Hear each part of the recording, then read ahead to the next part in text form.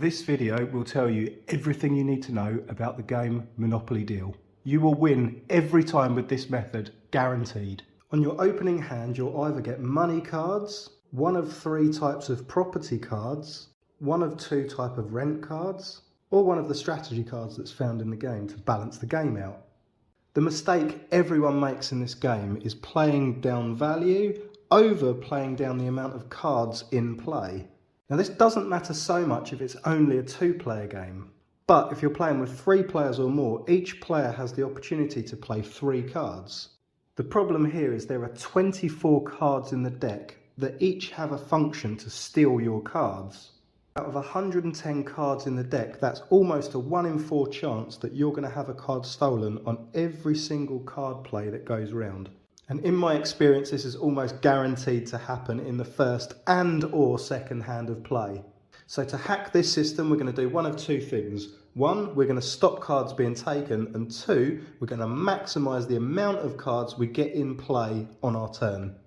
And to do this, these are the only 3 cards you need to be concerned with in the opening hands of the game. It's My Birthday is by far the most valuable card that you can have in the opening hands of the game. The reason being is depending on the number of players that are playing, you'll take at least 1 card from each player. Can possibly be 2 depending on the cards that they've played. But this means that by playing 1 card on your turn, you're in essence playing more than 1 card. If you're playing with 3 players, you're in essence playing 3 cards for the cost of 1 card. The second most powerful card is Debt Collector. With this card, you'll gain between 1 and 3 cards from another player. The third most powerful is the Rent card, coupled with its relevant property. The reason this isn't as powerful as It's My Birthday, depending on the amount of value, is it's going to cost you 2 of your card plays to play this card. Unless on the rare occasion that you've got Mayfair or Parkname with its Rent card and you're charging 3 million.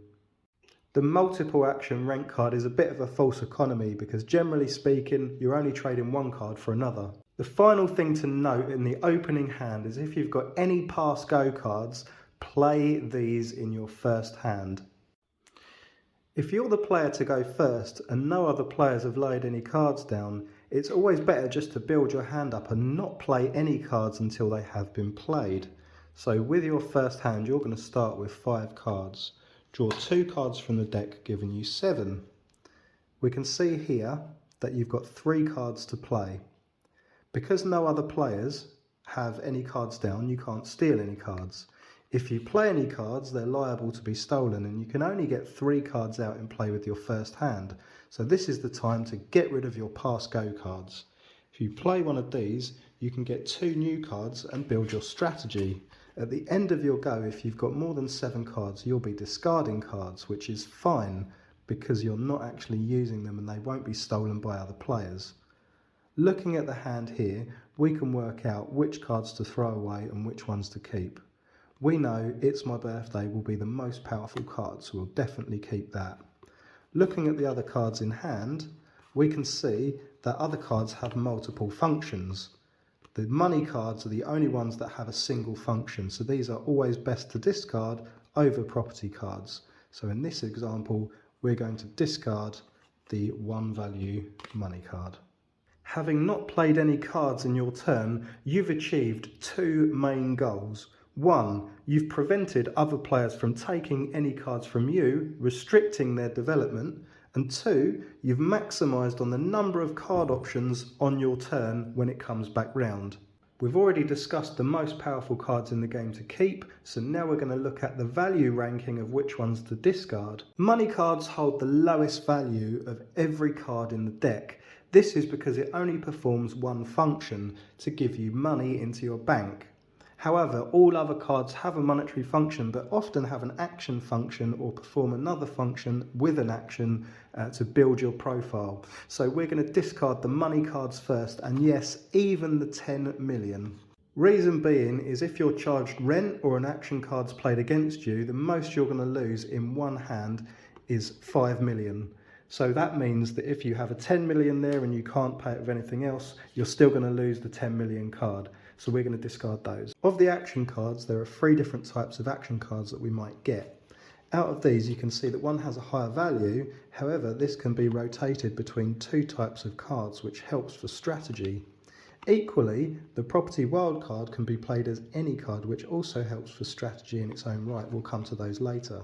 However, this card only performs one function of the property value.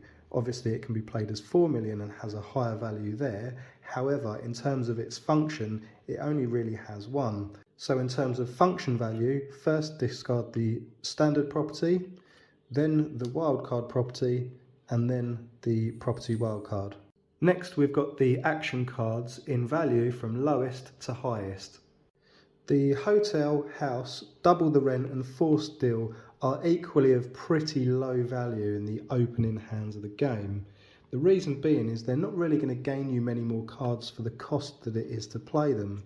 Forced deal is going to cost you a card and you will only gain one card in return, so at this stage of the game no one's really winning. It's not really going to prevent anyone from doing an awful lot, so the forced deal can be discarded.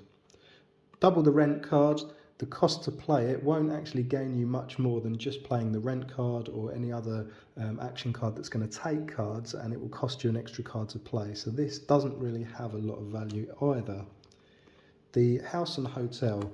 The hotel is actually better to discard initially because you're less likely to be able to even play it at this stage of the game, much less use it for any purpose of rent. So the only value here is 4 million, which can be played into your bank if you're going to use it later on. So it's better to keep than a money card of the same value. However, still not going to use it, so we can discard that. And also the house card, you're more likely to play this at an earlier stage of the game than the hotel, but we're clearly not going to play this in the opening hand. So if you're forced to choose between this and one of the higher value cards, definitely get rid of this one. The deal breaker card is a super powerful card, but it's not as powerful as other cards right at the beginning. So if you're forced to choose between this and these cards here, then discard this one. By the time you've got to the high value cards right at the beginning of the game, the chances are you're not going to discard any of these, but we'll still talk about their value. Just Say No can obviously be played at any time, so it's super helpful. So we're not even going to consider that on the value spectrum. We're going to keep that anyway. Slide Deal is really helpful because you can obviously steal another card, and coupled with a rent card is really helpful if you see the right colour property come out on someone else's hand. So we're going to play that one rather than discard it. The rent card is obviously, we're going to keep that. Debt collector and It's My Birthday, you're going to keep them. You will never ever discard them at the beginning of the game. Now obviously the main game is about the property, so I'm going to show you how to hack the property system. Hacking the property system is concerned with these cards. So you've got the property cards, the wild cards, the house and hotel, the rent card and the deal breaker. Because you've got cards like Deal Breaker, Slide Deal and Forced Deal in the deck that are primarily concerned with property, this system is really important to know. If you've got a full street out and you're hoping to play a rent card to get the rent from your properties, the last thing you want is for someone to play the Deal Breaker and steal your whole street, much less if it's coupled with the house and the hotel. This is where the wild cards come in. If on your turn you're playing into your hand your 3 cards of a property, a house and a hotel, because you have a wild card, this can be played as either the brown or the blue. If at the end of your turn you switch it to the blue, the house and the hotel come out as separate cards and aren't considered as one whole street.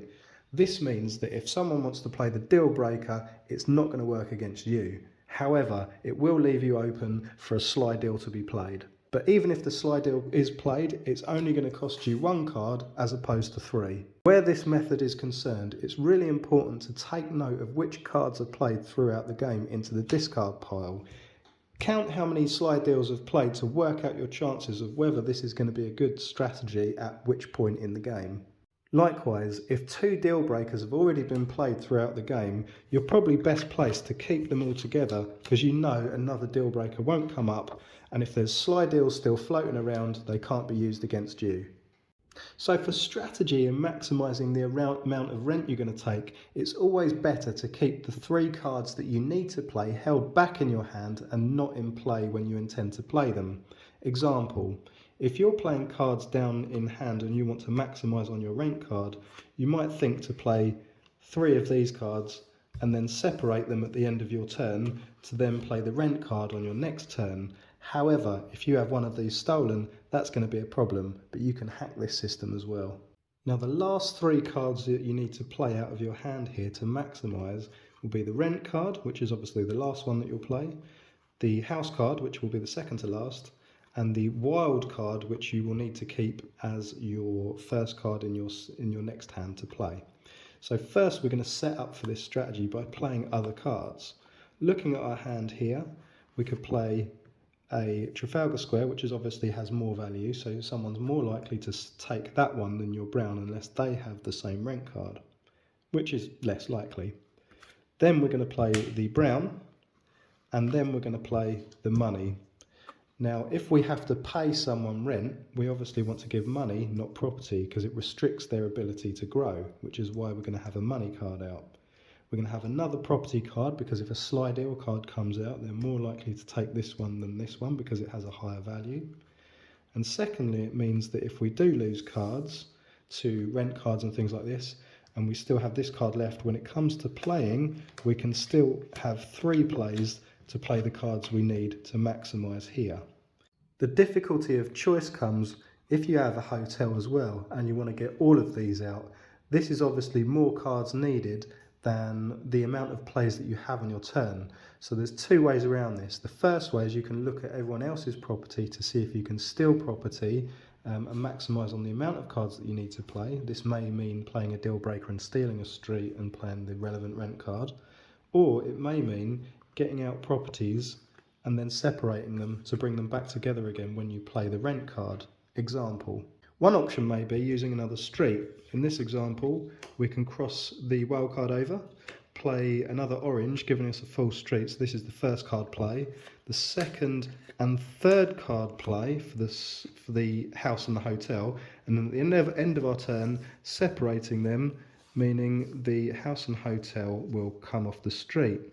Now in this example, people are more likely to steal one of these cards than to steal your brown. So by the time it comes around to your next turn, you only need 2 card plays to maximise on the house and the hotel. Example, if you get these stolen, when it comes around to your turn and you play the brown, these automatically attach to this street, and your second card play will be to play the action card. This is where it's important to keep your cards concealed and not let other players know the strategy that you're going for. It may be that another player has using this same strategy against you. You've got a deal breaker and you can't play it because they've split their cards. This is the one time where forced deal can be really powerful. In this example, if you play forced deal to exchange your blue for their wild card, this will automatically attach their house and hotel, and then you can play deal breaker to steal their entire hand. Even if you don't have the blue card in play but you have the card in hand, as you have 3 card plays, if you keep these in your hand and conceal them rather than putting the blue in play, it will conceal the fact that you've got this strategy together. Now so many of these strategies can obviously be cancelled with a just say no card, but there's only a few of these in the deck, so I wouldn't worry too much. It's certainly not going to hold you back from trying these out. And that is how you hack Monopoly Deal. If you're the only one that's seen this video of your friends, this will guarantee that you will win Monopoly Deal every time if you put these strategies in place. Unless someone else has seen this video as well, then it's going to be down to chance. Enjoy playing and try them out.